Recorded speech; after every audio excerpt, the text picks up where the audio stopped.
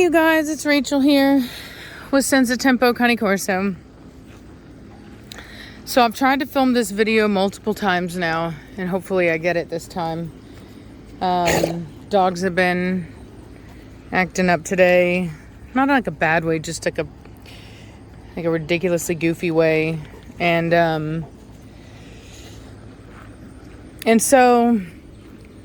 want to try to stay focused. So, and I think I got gluten the other day, so I'm having like brain fog, which for me is like really frustrating because it's hard for me to organize my thoughts sometimes, and like oftentimes I'll like forget words, you know what I mean, like that I should know, things like that. So if I seem like cloudy, that's why. I have notes. That's how much brain fog I have right now. All right, so last night I uploaded a video of my new Italian import Primatali, and what I noticed is that there was quite a few comments about me cropping and docking him. And I realized that I haven't done a video on this subject for a while, and so I figured, you know what, let's go ahead and let's do it. And I was really thinking about it, and I think that potentially my approach could be a little different, and so I'm going to try a different way this time. So first and foremost, if this kind of subject is too hard for you, if you are the kind of person that is so emotional that you literally can't contain it enough to just listen to another point of view, then obviously this video is not going to be for you. You can leave your hate comment and you know, dismiss yourself. So the first thing that I want to start this off with is I want each of us to really think about the way that our brains work, okay? The way that I see it is there's three types of thinking in the world today. There's a cold, logic-based thinking, it's fully logic-based. Think of like your, you know, like an accountant type, not the TikTok accountant, but you know what I mean? A very logic, like think about Spock, right? A very, you know, logic-based, sheer numbers type thinking. Those people exist, and they're often thought of as kind of being cold and heartless, okay?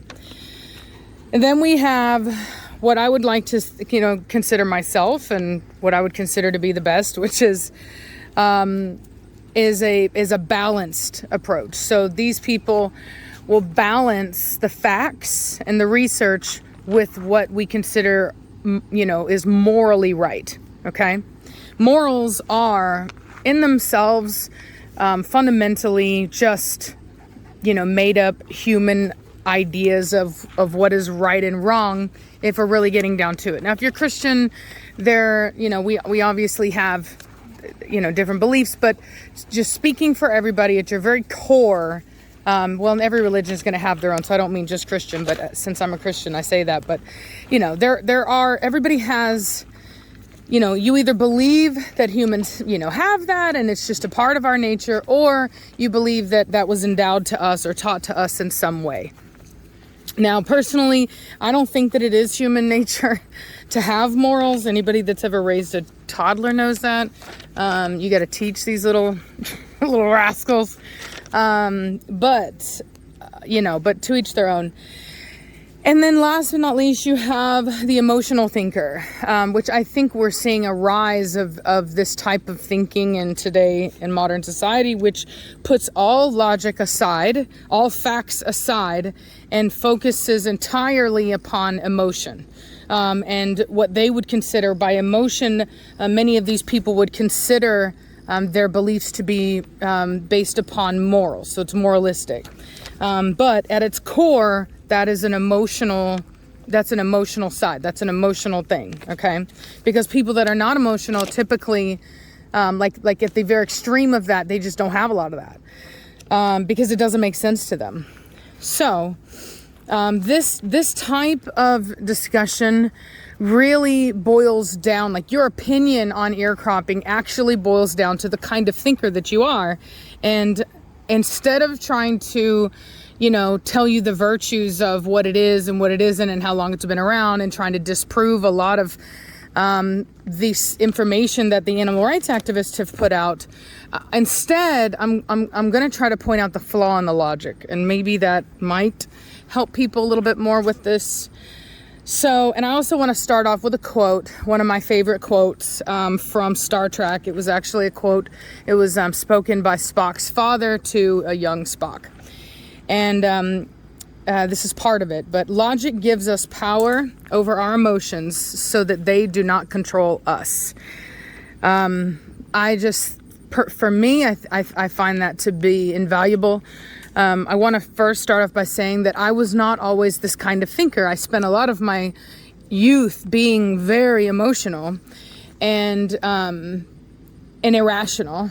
And I think that in an effort to be better, I've really learned to check my thinking, to develop critical thinking skills so that I can have more logical and better thought processes. So, the thing I want to start off with is spay and neuter. Okay, spay and neuter, right?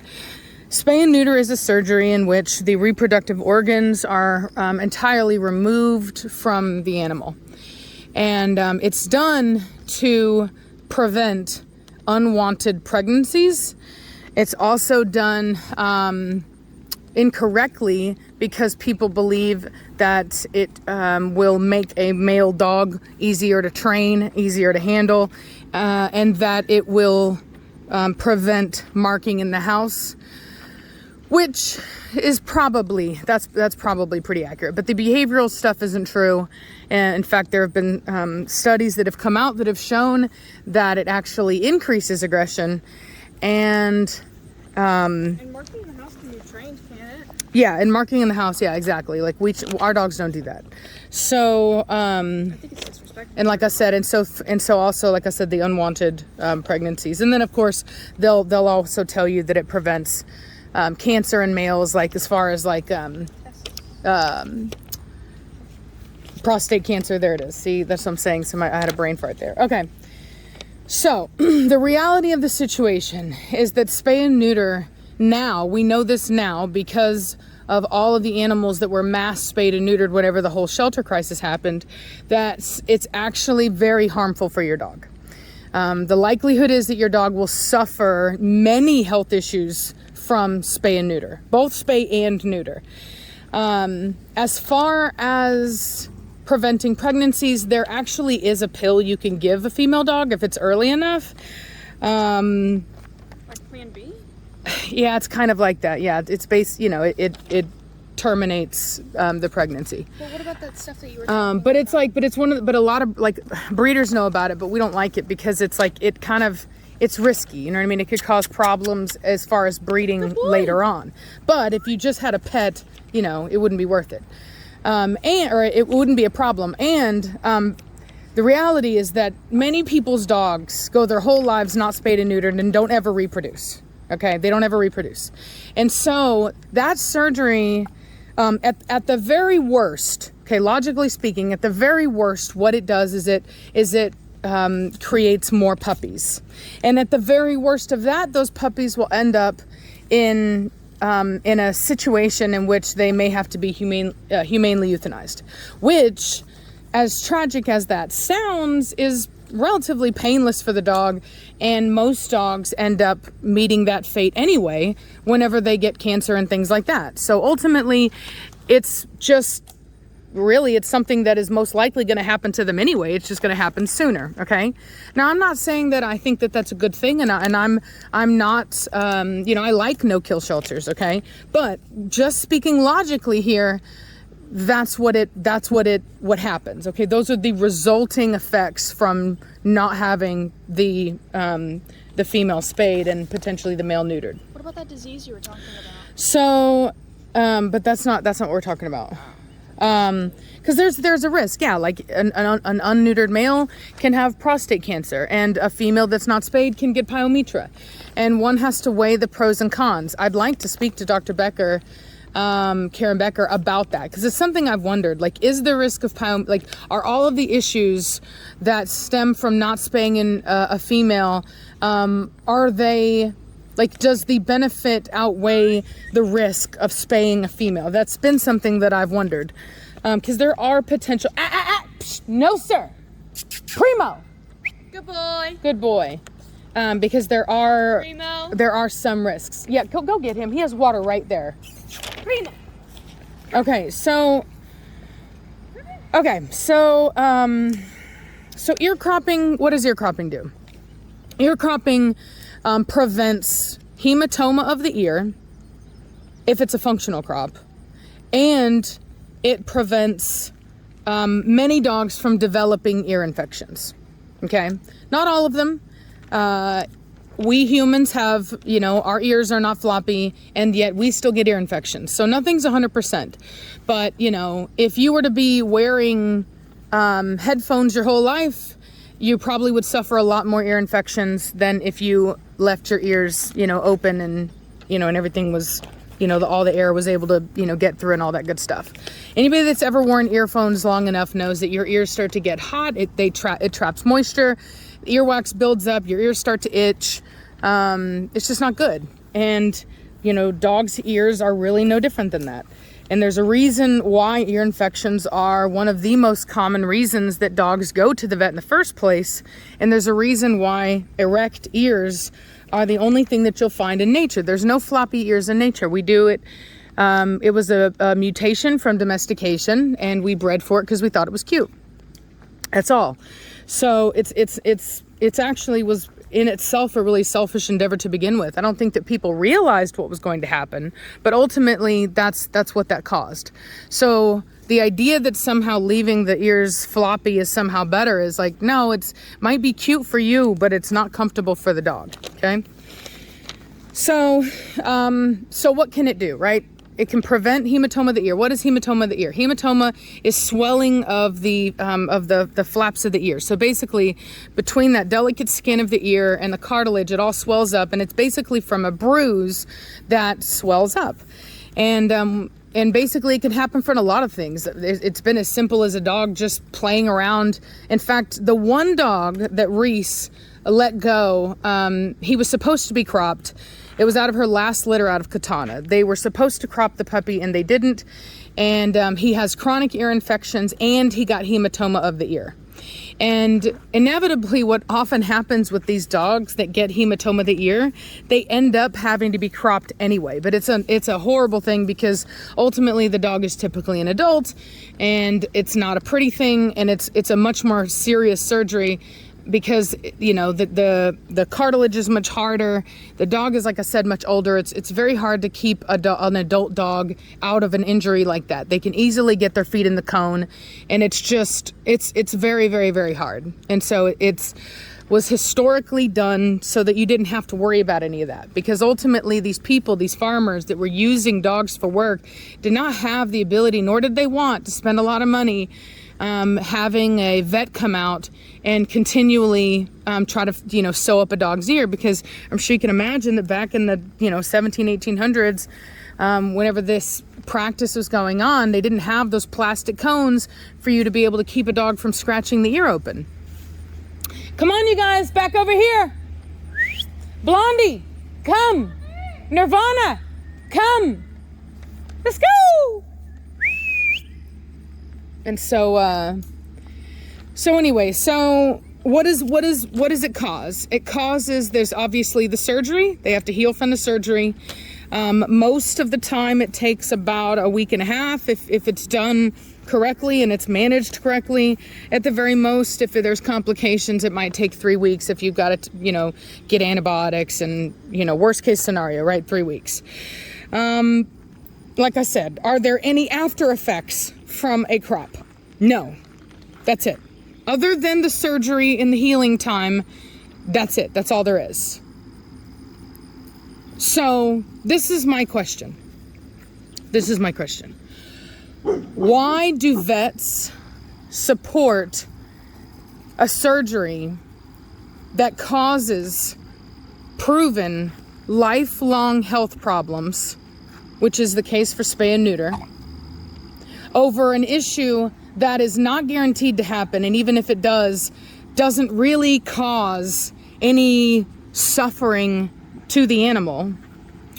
And they oppose a surgery that has no long-term health issues and actually prevents at least one chronic, painful infection that many dogs do suffer from. Hematomas are actually quite common, and it will prevent that. And that's actual suffering. That's not a, you know, a very quick euthanasia. That is suffering. That is pain. So I'm speaking logically here. How does that make sense? Why are people in support of a surgery that has been proven to shorten the lifespan and cause suffering to animals, and they oppose a surgery that prevents chronic ear infections and chronic hematoma of the ear? Basically suffering. Why is that? That's my question. Now, if you're the kind of person that is completely against any alteration to a dog at all, any surgery at all, then I would say that's fine, other than life-saving, right? Then that's fine. You don't spay and neuter at all. You don't alter them at all. More power to you. More power to you. Although I will say that if you're really going to be that way, then you shouldn't purchase floppy-eared dogs. You should only purchase dogs with erect ears, because that's what would happen in nature. And if you're going to really support a healthy, all-natural animal, then that's what you should be supporting. Because that's the only way to own a dog and not have to worry about that. And in fact, I do want to say that I believe that even dogs with those super big ears, which are also not necessarily most natural, like for example, like German Shepherds, I think they can even get hematoma of the ear, because the ear is just so big. You know what I mean? Wolf ears, they're not that big. So they're less likely to do that. And I'm sure that I'm sure it's happened. I'm sure it's possible, but it is probably much less likely. So anyway, so that's my thing. I guess that's what I am trying to get people to realize, is that being all hoity-toity and thinking that you're awesome because you like floppy ears doesn't make you a good person. And I just want to be very clear on that. It doesn't make you better than anybody. It doesn't make you a good person. It doesn't mean that you have better morals than anybody else. It just doesn't. It means that you really just don't know the science. And I can appreciate that your heart is in the right place, but I highly encourage you to balance that moralistic side of yourself with making sure that you're keeping in line with the current science in what is factually right. Because right now we live in a time where emotions are overpowering our society, and people are losing their ability to think critically and logically. And we're doing really silly stuff that's actually causing more harm than good. It's happening in so many areas of our society, not just with dogs. We are so out of balance, it's not even funny. And I'm not going to really get into the details of that because this is not a political channel. But I do think that most people feel the same way. I really do.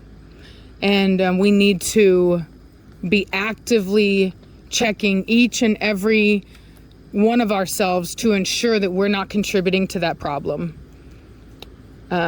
So that's all I gotta say. I'm sorry it took me so long to get it out. I feel like I rambled too much. I feel like this kind of thing needs to be quicker and more to the point. But I'm telling you, my brain is swimming right now. It's swimming in gluten, and I can hardly keep my thoughts together. It just sucks. So anyway, yeah.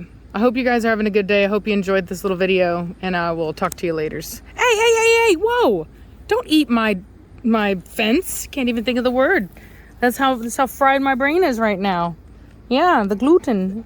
Okay, anyway, all right. Bye.